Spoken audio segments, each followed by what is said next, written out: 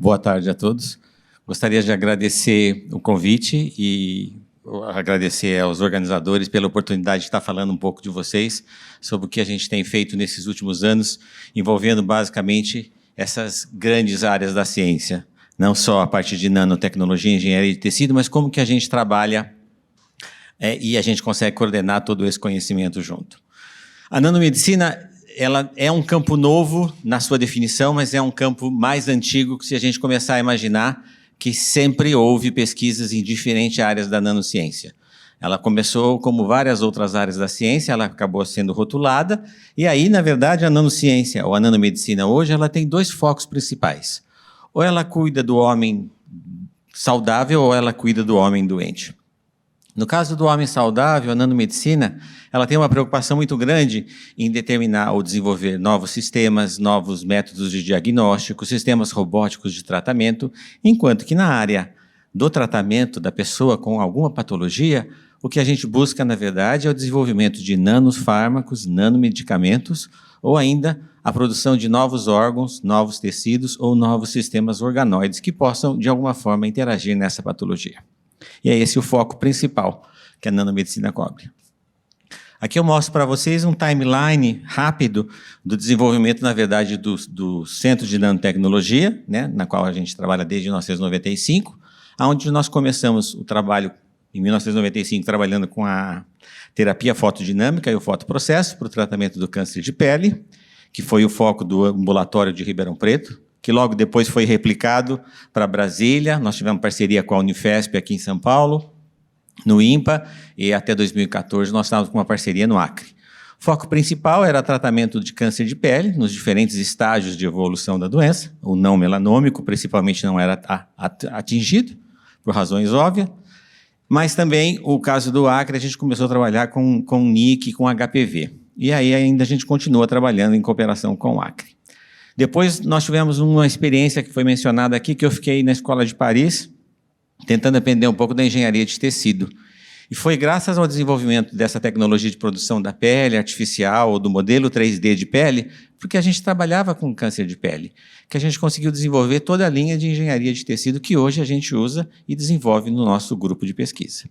A importância da engenharia de tecido não está simplesmente em construir análogos, mas também de fazer com que análogos funcionais possam, de alguma maneira, impactar a nanociência, seja do homem saudável, seja do homem doente.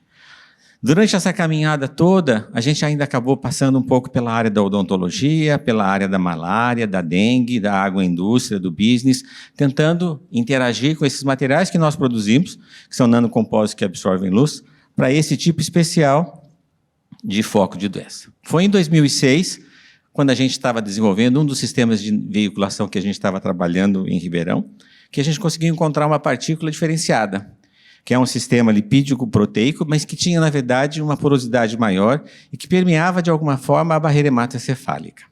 Isso abriu uma chance muito grande da gente tratar as doenças neurodegenerativas, que é o que eu vou falar para vocês um pouco hoje.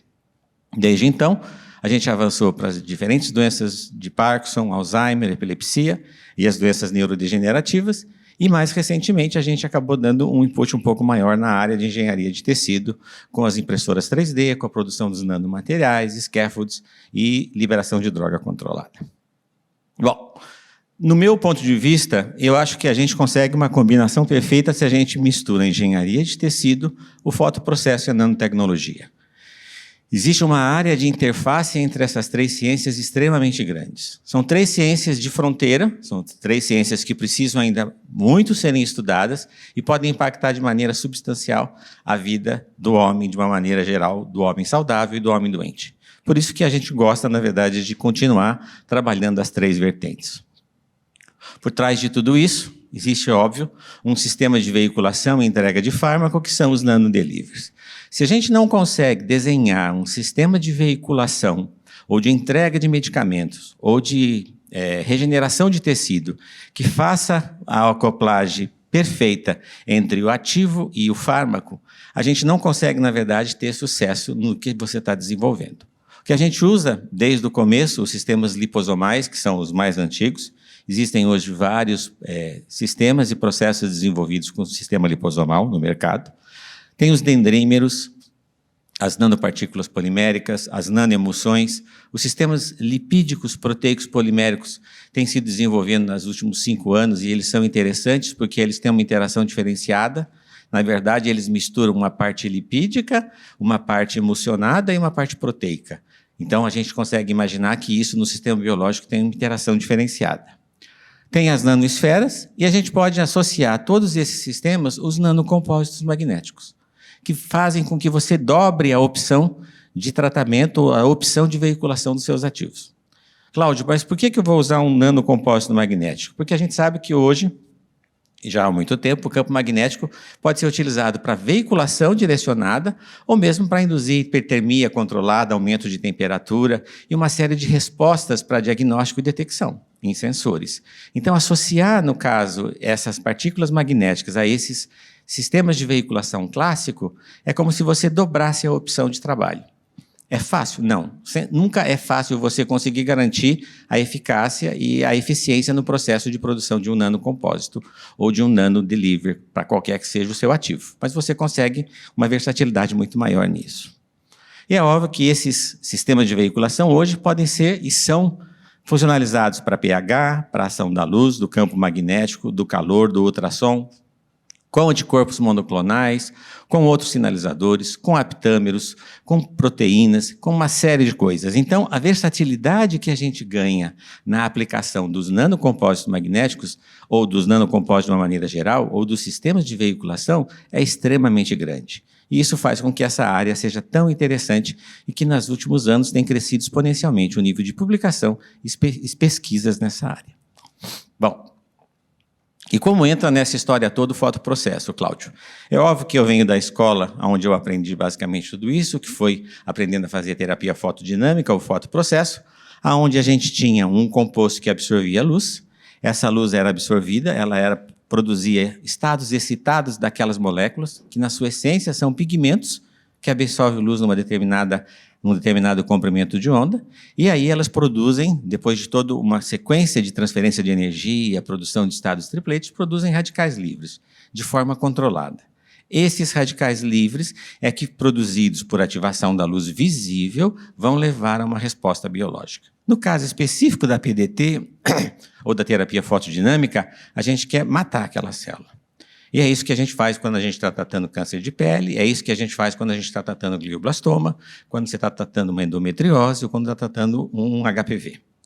Porém, a gente descobriu também que se você combinar essa luz com esse fotoativo no veículo adequado e trabalhar ou modular de forma diferente o tempo de aplicação da luz ou o tempo de aplicação do fármaco ou a diferença entre esse processo, você começa a fazer o que a gente chama de fotobiomodulação.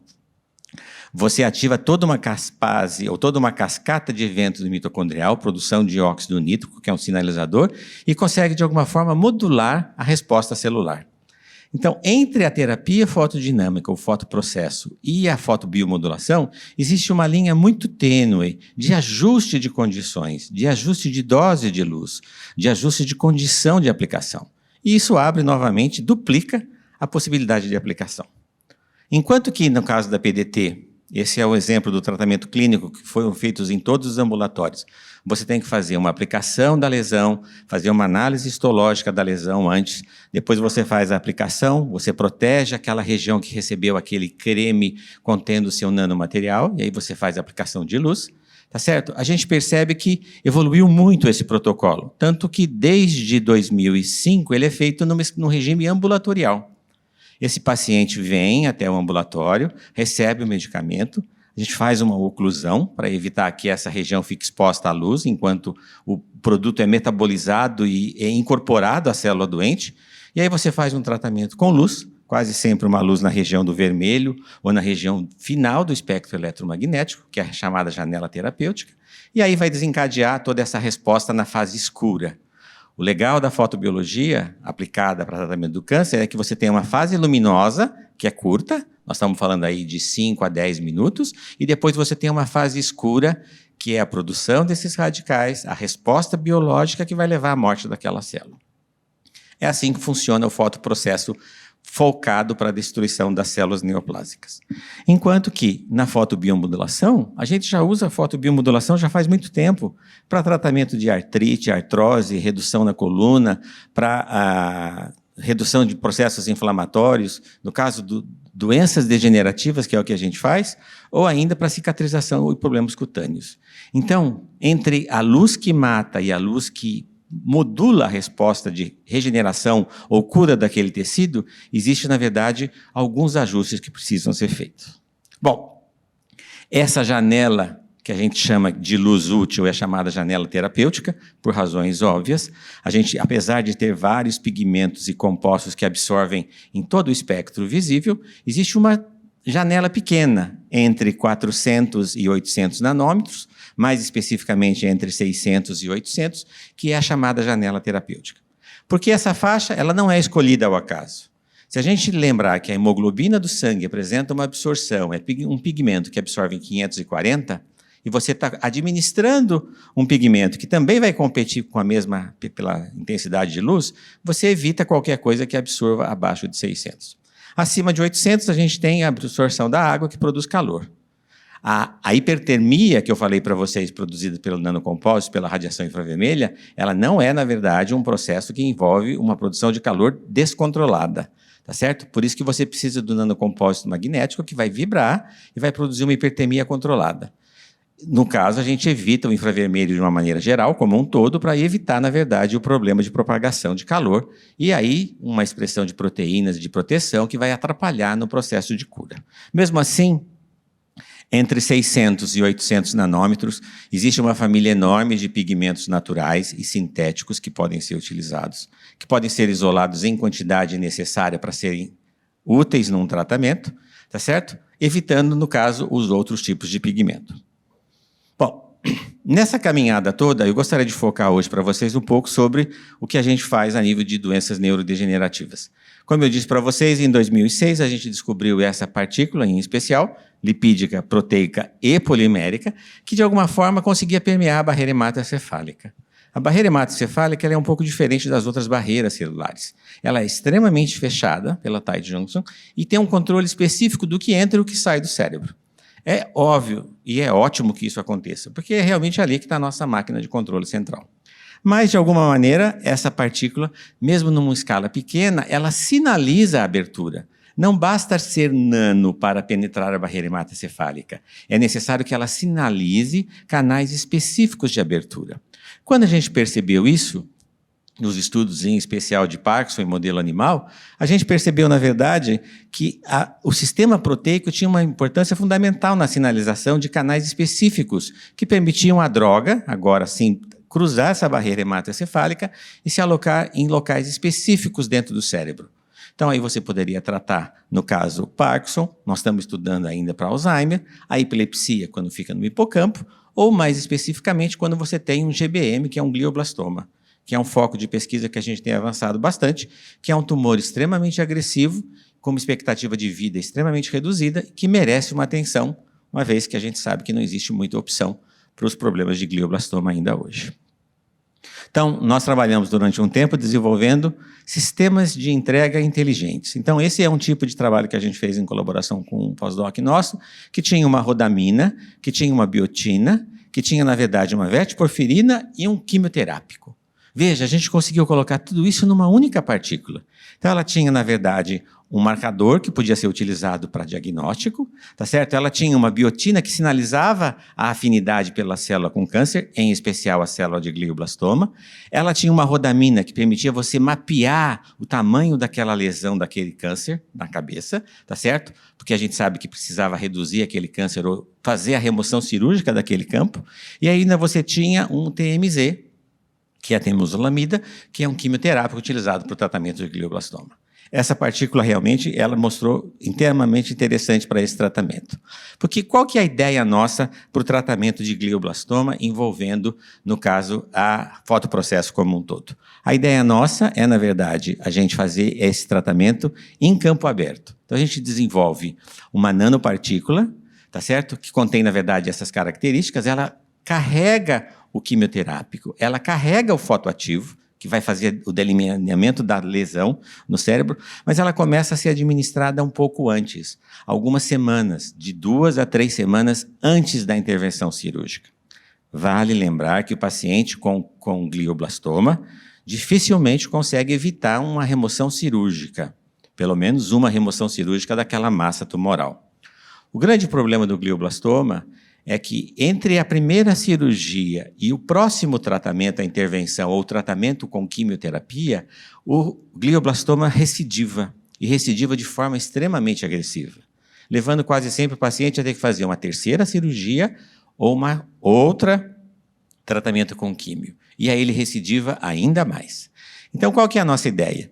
Se antes do ato cirúrgico eu consigo impregnar aquela lesão, aquele tumor, com quimioterápico e com um fotoativo, eu vou fazer com que em 2 semanas, e é o que a gente observa nos estudos que a gente fez com uma colega da Unifesp, que você tem uma redução da massa tumoral. O tumor diminui de tamanho. Então, a área que você vai ter que fazer a ressecção é menor.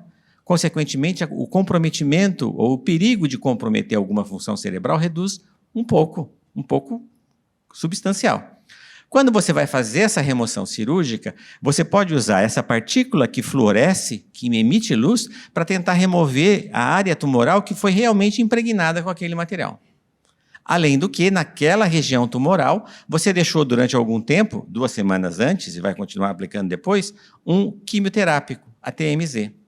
A gente não pode esquecer que o paciente que passa por uma ressecção cirúrgica, ele fica pelo menos de 3 a 4 semanas sem receber, enquanto se recupera, é óbvio, nenhum tratamento, nem tampouco um quimioterápico oral, que dirá um quimioterápico intravenoso. E é aí que entra o oportunismo do glioblastoma em recidivar. Então, se você acrescentou um sistema nanoparticulado que libera de forma gradual e sustentada o TMZ, enquanto aquele paciente que fez a remoção cirúrgica, ainda com o campo aberto, ele fez uma proteção com luz, porque ele tem fotoativo lá. Ele pode produzir radical livre para tentar pegar alguma célula que ficou aberta. Ele ainda fecha a lesão, o paciente vai para a recuperação e ainda você consegue ter a liberação, mesmo que pequena, de TMZ, pelo menos por 2, 3 semanas, até ele começar a fazer o tratamento propriamente dito com quimioterápico. É essa a ideia. E é isso que a gente está buscando avançar. Nós estamos finalizando parte dos estudos clínicos, para poder, em animais, é óbvio, para poder pleitear, junto aos comitês de ética, um estudo clínico em pacientes com recidiva. É essa a ideia nossa para tentar caminhar. Então, hoje o nosso paciente é um ratinho, que a gente consegue fazer, na verdade, todo o implante e o desenvolvimento do tumor. Esse tumor desenvolvido e implantado, ele tem os mesmos aspectos do GMM produzido no paciente, ou no que acontece naturalmente no paciente, tá certo? E aí o que a gente faz, na verdade, é exatamente isso. A gente usa um sistema lipídico polimérico, que vai funcionar como uma esponja, que vai liberar esse quimioterápico antes do tratamento e depois do tratamento, quando eu fiz a remoção cirúrgica. Isso vai fazer, na verdade, com que eu limite essa área afetada do GBM e consiga um resultado de cura ou uma eficácia muito melhor. É essa a ideia que a gente quer chegar. No caso de Alzheimer, ainda essa semana passada foi o Dia Internacional do Alzheimer. E é patente para todos que o grande problema do Alzheimer é, na verdade, o problema da criação das placas amiloides, que acabam ativando as proteínas Tau do neurônio e aquele neurônio morre. Além de evitar que aquele neurônio se propague e converse com outros neurônios, você ainda provoca como se fosse uma apoptose induzida daquele neurônio. Então, o que a gente pensou? Que o grande problema da produção de placas amiloides podem ser evitados ou podem ser impedidos de progredir se a gente conseguir associar um sistema lipídico, proteico, polimérico contendo um fotoativo para evitar, na verdade, o quê? Que essa placa amiloide ou que essa indução, essa produção de placa amiloide, que pode acontecer por inúmeros fatores, que ela continue acontecendo. E que haja uma inibição da produção da proteína Tau e, consequentemente, você evita a progressão do caso da doença de Alzheimer. É essa linha de pesquisa que a gente está caminhando. A ideia é tentar encontrar alguma coisa que consiga fazer com que isso aconteça. Para isso, a gente está fazendo isso no modelo animal ainda, tá? E a gente tem tido um resultado bom potencial. O pigmento absorve bem na área do azul, você consegue, através dos radicais livres produzidos de forma controlada, evitar, na verdade, ou reduzir a produção de placa amiloide. E aí a gente consegue, na verdade, avançar um pouco nessa área.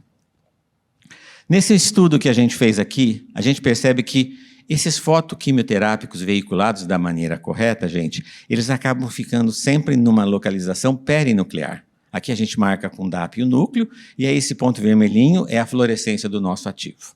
Se você olha o sistema esquelético, ele está muito bem definido fora do núcleo.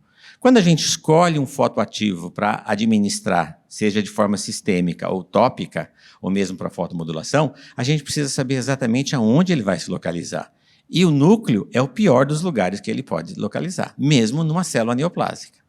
Porque é óbvio que você pode ter uma série de mutações oncogênicas que podem acontecer por indução de radicais livres em grande quantidade no núcleo. Então, essa molécula veiculada da maneira correta, ela tem que ficar numa região perinuclear, fora do núcleo. E é isso que a gente consegue.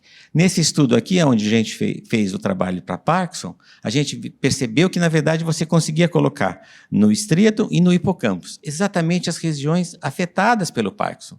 E aí você conseguia colocar a partícula lá e fazer uma modulação daquela resposta parkinsoniana, através de testes motores em animais, a gente conseguiu mostrar que a gente conseguia evitar a propagação, a progressão do Parkinson, não a evolução da doença. Mas já é um grande avanço nesse aspecto.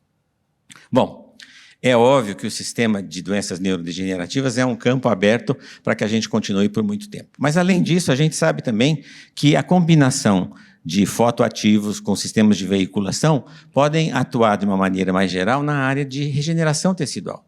Não só a diabetes, como várias outras patologias cutâneas, podem se beneficiar de um processo controlado de cicatrização. Quando eu falo num processo controlado de cicatrização, eu estou falando em fotobiomodular. Fotomodular a resposta de cicatrização daquele tecido. E é isso que a gente busca, na verdade, com o fotoprocesso aplicado nesse sistema. Então, você consegue produzir, seja um modelo 3D de pele, onde você tem a pele normal e a pele que foi produzida em laboratório, e aí você consegue, através desses discos, você consegue induzir, na verdade, a modulação de uma série de materiais que fazem com que esse tecido se regenere de 5 a 10 vezes mais rapidamente do que o tecido normal. É óbvio que o modelo de pele tridimensional é extremamente importante para a gente poder estudar tudo isso. Porque é óbvio que a gente pode fazer direto na patologia do doente. Mas muito melhor seria se você pudesse fazer isso no modelo, otimizar as condições e depois fazer a pesquisa propriamente dita no paciente. E é assim que a gente faz. E o que surge de tudo isso? Surge uma possibilidade colateral extremamente ótima, que é, na verdade, reconstruir vasos. Por que reconstruir vasos, Cláudio? Porque, na verdade, quando você tem um câncer crescendo, seja ele sistêmico ou tópico, você tem, na verdade, uma sinalização de produção de vasos em grande quantidade para alimentar aquele tumor. Depois de algum tempo, você tem uma massa tumoral extremamente grande e um vaso totalmente danificado, que não permite você aplicar nenhum quimioterápico, nenhum fotoquimioterápico, nenhum medicamento, nem um composto normal vai chegar naquele tumor. Então, o que você faz, na verdade? Você acaba colocando num sistema nanoestruturado, além de tudo aquilo que eu falei para vocês, do fotoquimioterápico, do marcador, um fator antiangiogênico. E o que a gente observa? A gente conseguiu observar lá na França que esse fator antiangiogênico, ele inibe a produção de vasos. Inibe a sinalização do tumor para que novos vasos cresçam e aquele tumor continue crescendo. Mas, Cláudio, eu vou ficar com um tumor num tamanho paralisado dentro do... É verdade. Ninguém evita a remoção cirúrgica daquele tumor. Mas só de você não ter esse tumor crescendo e fazer uma remoção cirúrgica dele e produzir um fator antiangiogênico, você consegue restabelecer o vaso. O resto do organismo, ou caso de metástase, ou alguma coisa que escapou do controle, pode ser tratado agora com quimioterápico ou com fotoquimioterápico. Então, essa aproximação de produzir um modelo de pele ou sinalizar, ou fotomodular a regeneração de tecidos, leva também à regeneração de vasos. E aí é onde a gente chega? A gente chega na temática ou na proposta do futuro. Cada vez mais a gente participa, ou a gente mira, ou caminha em direção a uma medicina personalizada. O que é? A gente precisa entender as terminologias. O que é essa medicina personalizada? A medicina personalizada não é aquela que é acessível a poucos. Esse é um grande problema. Tudo que se descobre tem que ser acessível a todos, independente da época que foi descoberta. A medicina personalizada, ela trabalha na prevenção e no diagnóstico precoce. E o professor Zuccolotto deve falar sobre sensores e o avanço que isso é hoje em dia. Quanto mais cedo você detectar um diagnóstico precoce e conseguir desenvolver uma análise de imagem, uma produção 3D de um sistema, fazer um sistema de suporte daquele medicamento que vai entregar de forma específica e direcionada para aquele corpo, aquela regeneração daquele órgão que ainda não está totalmente deteriorado, essa é a medicina preventiva. Então, a medicina preventiva é aquela que junta diagnóstico e prevenção da doença. Você não trata o paciente doente, mas você evite que ele fique gravemente doente com aquela patologia. Para isso, a gente usa basicamente a produção dos sistemas 3D, que são a bioimpressão e a área da bioengenharia. Esses sistemas de scaffolds, no caso aqui eu mostro um trabalho feito com alginato e quitosana, mas existem blendas de polímeros que podem ser utilizados. A grande vantagem desse arcabouço polimérico é sustentar o crescimento de tecido, de células, de vasos, que vão fazer, na verdade, que você consiga produzir um sistema para reparar um músculo cardíaco, reparar um pedaço do rim, reparar um outro órgão qualquer danificado. Ou mesmo interferir antes que aquilo chegue num ponto que você tenha que refazer um transplante ou a remoção total daquele órgão. É aí que a engenharia de tecido entra como uma opção viável para tudo isso. Então, o que a gente faz, na verdade, a gente utilizando impressoras, hoje existem diferentes tipos de impressora, no Brasil já existem muitas outras, que trabalham com diferentes blendas poliméricas. Por que eu preciso trabalhar com blendas poliméricas? Para produzir, na verdade, diferentes sistemas biocompatíveis. Se eu vou fazer regeneração de osso, eu preciso ter uma blenda específica para osso. Se eu vou fazer cartilagem, eu preciso ter para cartilagem. Se eu vou fazer para áreas cerebrais ou tecidos mole, fígado, baço, eu preciso disso. E é isso que a gente faz. Na verdade, a gente estuda esses diferentes sistemas, imaginando que a gente pode produzir esse sistema, esse arcabouço, produzir a célula e o tecido que vai ser implementado sobre isso, e esse arcabouço como um todo volta para o paciente. Vejam a preocupação que tem que existir. Quando a gente fala que vai produzir um material que vai voltar para o paciente, a gente acha, ou a gente pode imaginar, que a gente tem uma janela de tempo infindável, e não é verdade. A vida útil de um biomaterial produzido através do explant ou através de um banco de células, mesmo numa matriz de scaffold, ele tem uma vida útil de 21 a 24 dias. Depois disso, esse material está morto. Esse material não funciona mais como deveria funcionar. Então, se você imaginar, o que você precisa fazer? Você precisa identificar qual é a melhor blenda polimérica ou a composição para que você faça a sua biotinta. Associar células a isso.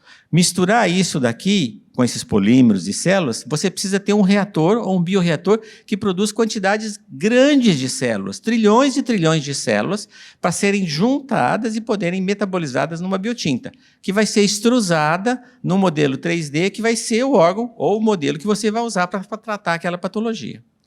Todo esse controle de produção dessa bioprintagem e dessa produção da biotinta, você precisa ter uma aparelhagem própria para fazer isso. Por quê? Porque, na verdade, tudo isso acontece como um ciclo fechado. Isso não é um ciclo aberto. Então, entre você, na verdade, coletar a biópsia do paciente no local ou no hospital de trabalho, fazer o isolamento da célula, produzi-la em monocultura e expandir isso em quantidade necessária e desejada, para poder fazer uma biotinta necessária para printar alguma coisa. Depois você precisa, na verdade, associar isso a uma membrana polimérica, a uma estrutura polimérica biocompatível, que você pega isso produzido na bioimpressora, coloca numa incubadora em condições adequadas e vê aquele tecido crescer. E crescer e metabolicamente funcionar como você espera. Feito isso, você consegue fazer a regeneração ou o implante no paciente. Essa roda toda, ela tem que girar em 21 a 24 dias. E tudo isso tem que acontecer não no laboratório. Isso tem que acontecer no hospital, onde o paciente está internado. Então é mais complicado ainda. Por quê? Porque, na verdade, o que a gente quer é fazer unidades filtrantes. Há um tempo atrás, quando a engenharia de tecido surgiu, foi desenvolvido no imaginário coletivo das pessoas que a engenharia de tecido ia fazer órgãos sintéticos. Então, você imaginava que um rim ia ser, na verdade, um tamanho de um rim. Um coração de um tamanho de coração. Um cérebro ou um pedaço do cérebro do tamanho. Na verdade, a gente precisa de mini fábricas, mini órgãos, organoides. Você pode ter mini unidades de néfrons que funcionam como rim, que vão ser ligadas como moedas em série, mas que necessariamente não precisam ter o tamanho de um rim, mas vão funcionar como um rim. Um músculo cardíaco não precisa ser um pedaço do músculo cardíaco como um todo. Pode ser um conjunto de unidades com tamanho micro, macro, não nano, óbvio, e que vão funcionar como um músculo cardíaco. Mas para que a engenharia de tecido, como uma tecnologia, seja aceita pelas pessoas, foi passado o coletivo de que você vai substituir um órgão pelo outro. E não é assim que, na verdade, funciona. É impossível você construir, mesmo printando, nessa escala que eu falei para vocês, com trilhões e trilhões de células, um órgão do tamanho de um rim humano, ou de fazer um músculo cardíaco completo, ou de fazer uma parte do sistema cerebral. Então, é isso que, pouco a pouco, a gente vai corrigindo no coletivo das pessoas e tentando entender um pouco mais. E a ideia é essa, é pegar uma biópsia daquele paciente doente, daquela área doente, daquele tecido doente, fazer uma bioprintagem, desenvolver um sistema de expansão daquela célula que já existe, os bioreatores estão aí para isso. Você precisa fazer essa printagem desse sistema lipídico proteico ou polimérico proteico para poder receber essas células e, na verdade, funcionalizar de maneira que ele funcione. Então, você tem que testar isso para saber que ele funciona dentro das condições biológicas necessárias e depois você faz a transferência para o paciente. É essa medicina personalizada que a gente fala. Bom, o que eu queria falar para vocês era mais ou menos isso, uma ideia geral de tudo que a gente consegue fazer, brincando com essas 3 vertentes da ciência. Fotoprocesso, matando ou modulando, nanotecnologia, que faz parte da temática principal do simpósio e que está no dia a dia de todo mundo, e a parte, basicamente, de engenharia de tecido, que é um futuro pela frente. O Centro de Nanotecnologia fica em Ribeirão Preto. A gente consegue fazer boa parte, não consegue fazer tudo, mas a gente consegue fazer os estudos in vitro, produzir os sistemas em pele. No caso, a gente consegue produzir até 100 centímetros quadrados de pele artificial por dia. Estamos trabalhando na produção de outros sistemas organoides. E aí, se vocês quiserem visitar esse link aqui, vocês podem fazer uma visita virtual para o laboratório. É óbvio que a gente fica em Ribeirão Preto, todos estão convidados, se um dia estiverem por lá, além de aproveitarem um bom chopp, podem também conhecer o laboratório e conhecer a nossa unidade de pesquisa. Gostaria de agradecer aos organizadores mais uma vez, gostaria de agradecer aos meus meninos, muitos dos autores desses trabalhos estão aqui hoje, outros já passaram. Meus colaboradores, isso é mais importante que tudo, porque a gente não faz tudo sozinho. Na verdade, a gente tem uma malha de cooperação aqui fora do Brasil, que envolve vários colegas que trabalham comigo, e principalmente as agências de apoio, que desde 1995, quando a gente começou naquela linha do tempo, eles têm acreditado realmente que tudo que a gente está fazendo um dia vai dar certo, já está dando certo e vai dar muito mais certo ainda para frente. Mais uma vez, obrigado a vocês. Obrigado pela oportunidade. Estou aberto a perguntas. Esses são os meus meninos, tá certo? E aqui vocês podem depois pegar o link para visitar. Obrigado, gente.